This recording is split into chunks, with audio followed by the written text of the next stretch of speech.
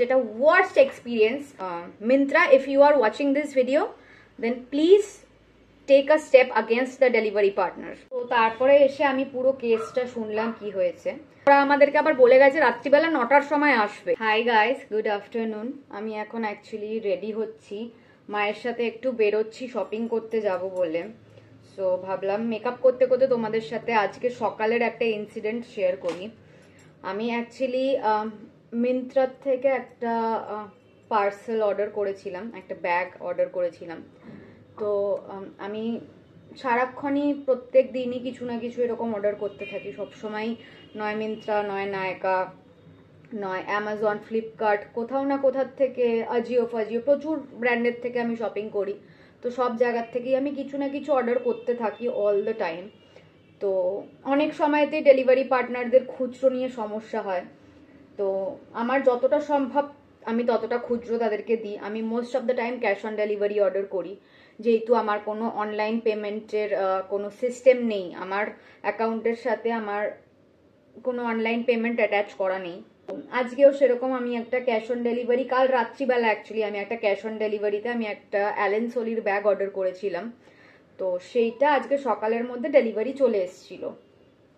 তো as usual delivery partner আমাকে phone করে, যেহেতু আমি এত অর্ডার করি। তো ডেলিভারি পার্টনাররা আমাকে ফোন করে বলে যে আমি পৌঁছে গেছি আপনার অ্যাড্রেসে। আমাকে আর কেউ অ্যাড্রেস জিজ্ঞাসা করে না, যেহেতু সবাই জানে যে আমি, মানে আমাকে সবাই চেনে delivery partner, most of them, সবাই, অলমোস্ট সবাই আমাকে চেনে ডেলিভারি পার্টনাররা। তো সেরকমই আমার যে ডেলিভারি পার্টনার আজকে এসেছিল, সে এর আগেও অনেকবার আমাকে ডেলিভারি করতে এসছে। সে মোস্টলি মিন্ত্রার প্রোডাক্টই ডেলিভারি করতে আসে। তো সে এসছে, এসে ফোন করে বললো যে আমি আপনার অ্যাড্রেসে পৌঁছে গেছি। আমি বললাম ওনাকে যে আমি এখন বাড়িতে নেই এই মুহূর্তে, আপনি বেল বাজিয়ে টাকাটা কালেক্ট করে পার্সেলটা দিয়ে দিন আমার বাড়িতে কাউকে। তো এবার আমার বাড়িতে কারোর কাছে খুচরো খুব একটা ছিল না, খুব কম খুচরো ছিল। তাও যতটা সম্ভব খুচরো ওকে দেওয়ার আমরা চেষ্টা করেছি। অ্যাকচুয়াল অ্যামাউন্ট সেটা ওনাকে, যেটা বড় অ্যামাউন্ট অ্যাকচুয়ালি, সেটা ওনাকে দেওয়া হয়েছে। আর তাছাড়া একটা খুচরো অ্যামাউন্ট ছিল, খুচরো অ্যামাউন্টের জন্য ওনাকে 50 টাকা দেওয়া হয়েছে আর 3 টাকা দেওয়া হয়েছে। তো উনি বলছে যে ওনাকে আমাকে 10 টাকা ফেরত দেওয়ার কথা ছিল। তো উনি বলছে যে ওনার কাছে 10 টাকাও নেই। তো উনি আমাকে আবার কল করে বললো যে আমার কাছে 10 টাকা খুচরো হচ্ছে না। আমি তখন আকাশের সাথে বেরিয়েছিলাম সকালবেলা, যেরকম আমরা বেরোই।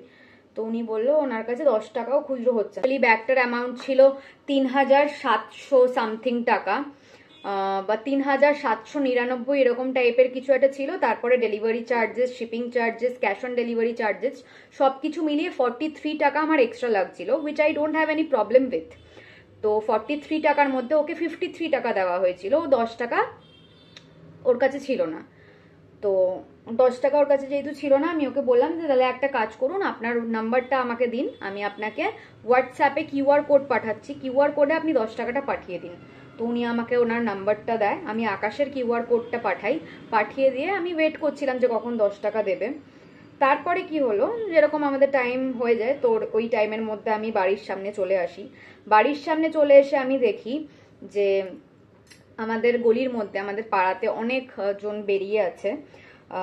আমার কাকামণি, আমার ভাই, আমার দাদা, আমার মা, আমার কাকিমা, পাড়ার কিছু জন, পাড়ার 2-3 জন লোক, তারা, আমি আর আকাশ গিয়ে দেখছি যে এতজন পাড়ার মধ্যে বেরিয়ে আছে গলির মধ্যে। তো ফার্স্টে ওনাকে বলা হয়েছে যে খুচরো তো নেই দাদা, আপনি খুচরো দিন, আপনি ডেলিভারি পার্টনার, আপনার তো খুচরো থাকাটা দরকারি।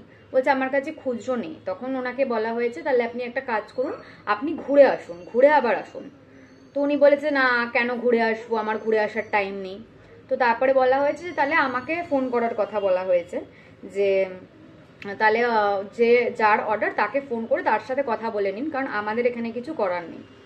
তো সে আবার তখন আবার বলেছে কতবার করে ফোন করবো, এরকম টাইপের বিহেভ করেছে। তো তারপরে তার সাথে কোনো খারাপ ব্যবহার করা হয়নি, তার সাথে খুব ভালো করে কথা বলা হয়েছে।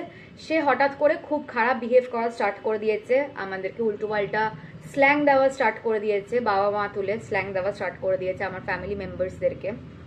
তারপরে যখন আমি ইনসিডেন্টটায় ঢুকি রানিং, আমি আর আকাশ, এসে আমরা দেখি যে এরকম এত কিছু হয়ে গেছে। তো সে কি করলো, সে আমাকে পার্সেলটা ডেলিভারি দিল না। সে বলল আপনার যা করার আপনি করে নিন, আমি আপনাকে পার্সেল ডেলিভারি দেবো না। তো আমি যখন বললাম যে আমি আপনার নামে কাস্টমার কেয়ারে কমপ্লেন করব, আপনি যদি পার্সেলটা না দিয়ে করে চলে যান। তো তখন উনি বললো যে হ্যাঁ যা করার করে নিন, যা।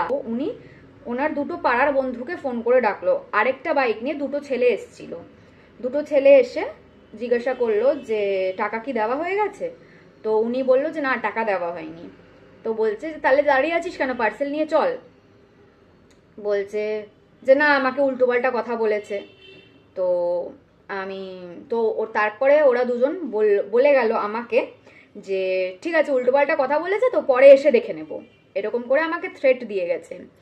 তো ওরা আমাকে পরে এসে দেখে নেব এই কথাটা বলে আমাকে থ্রেট দিয়ে গেছে। আমাদের ওরকম ফ্যামিলি না যে কারোর সাথে খারাপভাবে বিহেভ করবে, যতক্ষণ না সে খারাপভাবে বিহেভ করছে। আমাদের ফ্যামিলি মেম্বার্সদেরকে ট্রিগার করা হয়েছে, তারপরেই গিয়ে তারা রেগে গিয়ে তার সাথে খারাপ বিহেভ করেছে। কারণ প্রথমে আমাদের ফ্যামিলি মেম্বার্সদেরকে বাবা মা তুলে গালাগালি করা হয়েছে, তারপরেই কিন্তু আমাদের ফ্যামিলি মেম্বার্সরা রেগে গিয়ে তার সাথে খারাপ বিহেভ করেছে। তারপরে সে তাদের আবার সে মিন্ত্রার ডেলিভারি পার্টনার, তার মিন্ত্রাকে কন্ট্যাক্ট করা উচিত। সে মিন্ত্রাকে কোনোভাবে কন্ট্যাক্ট না করে সে পাড়ার দুটো বন্ধুকে ডেকে এনে আমাদেরকে থ্রেট দিয়ে গেছে যে পরে দেখে নেব। তো মানে আমি সেটাই জানতে চাইছি যে পরে এসে কি দেখতে চায় ওরা। পরে এসে দেখবে যে আমি ভালো আছি কি, আমি কেমন আছি, না আমাকে কতটা সুন্দর দেখতে হয়ে গেছে, না কতটা কুৎসিত দেখতে হয়ে গেছে, সেটা এসে পরে দেখবে? নাকি আমাকে এরকম ভাবে পরে এসে দেখে যাওয়া মানে আমাকে এসে আমার সাথে এসে মারপিট করবে, বা আমার ফ্যামিলি মেম্বার্সদের সাথে এসে মারপিট করবে, বা আমাকে পরে এসে রেপ করে দিয়ে চলে যাবে? মানে পরে এসে দেখে নেবোর মানেটা কি? এটা হচ্ছে আমার মেন কোয়েশ্চেন। তো আমি কি করি, আমি ঘরে ঢুকি, উনি চলে যাওয়ার পরে উনি পার্সেলটা দেননি আমাকে, আমার ব্যাগটা নিয়ে চলে গেছে। কোনো অ্যামাউন্টও নেননি, পার্সেলও দেননি, ব্যাগ নিয়ে চলে গেছে আমার। তারপরে আমি ঘরে এসে সঙ্গে সঙ্গে মিন্ত্রার কাস্টমার কেয়ারকে আমি কল করি। মিন্ত্রার কাস্টমার কেয়ারকে কল করে পুরো কেসটা আমি ওদেরকে বলি। তো ফার্স্টে তো ওরা খুব একটা ক্যাজুয়ালি নিচ্ছিল ব্যাপারটাকে, ভাবছিল একটা ডেলিভারি পার্টনার আর একটা কাস্টমারের মধ্যে যেরকম ঝামেলা হয়ে থাকে সেরকম হয়তো কিছু হয়েছে। তারপরে যখন আমি ওনাদেরকে বললাম যে আমি কিন্তু যেহেতু এরকম করে আমাকে থ্রেট দেওয়া হয়েছে, খারাপ বিহেভ করতো, আমি কিছু বলতাম না। এখন যখন ওরা বুঝতে পারলো যে এই কেসটা অন্যদিকে যাচ্ছে, ওরা কি করলো, ওরা সিনিয়রকে ট্রান্সফার করলো। সিনিয়রকে ট্রান্সফার করার পর আমি সিনিয়রকে পুরো কেসটা এরকম করে বোঝালাম। সিনিয়র বললো যে আমাদেরকে 24 আওয়ার্স টাইম দিন, 24 আওয়ার্সের মধ্যে আপনাকে আমরা সলিউশন দেব। সো আপনারা 24 আওয়ার্স টাইম নিন, আপনারা 24 আওয়ার্সের মধ্যে আপনাদের কাজ করুন। যদি 24 আওয়ার্সের মধ্যে আপনাদের কাজ না হয় তাহলে কিন্তু নেক্সট 24 আওয়ার্সের মধ্যে আমি আমার কাজ করব। তো নয় আমি এটাকে সোশ্যাল মিডিয়াতে এসকেলেট করব, আর নয় আমি এটাকে নিয়ে কোনো পুলিশ কেস করব। কিছু একটা তো আমি করবই, কারণ আমাকে এসে আমার পাড়ার মধ্যে, আমার যেখানে আমার নাম্বার ওনার কাছে আছে, আমার অ্যাড্রেস ওনার কাছে আছে, আমার সব রকমের ইনফরমেশন ওনার কাছে আছে ওনার অ্যাপ্লিকেশনে। তো উনি চাইলেই আমার কোনো না কোনো রকম ক্ষতি করে দিতেই পারেন। আর আজকালকার ওয়েদার এতটা গরম, এত হিটেড ওয়েদার হয়ে আছে সারা ওয়েস্ট বেঙ্গলের মধ্যে, সারা ইন্ডিয়ার মধ্যে। তো সেখানে আমি কোনোভাবেই কোনো রিস্ক নিতে চাই না। সত্যি কথা বলছি, আজ অবধি আমার কোনো ডেলিভারি পার্টনারের সাথে কোনো খারাপ ব্যবহার, মানে কোনো খারাপ এক্সপিরিয়েন্স হয়নি, কিছু হয়নি।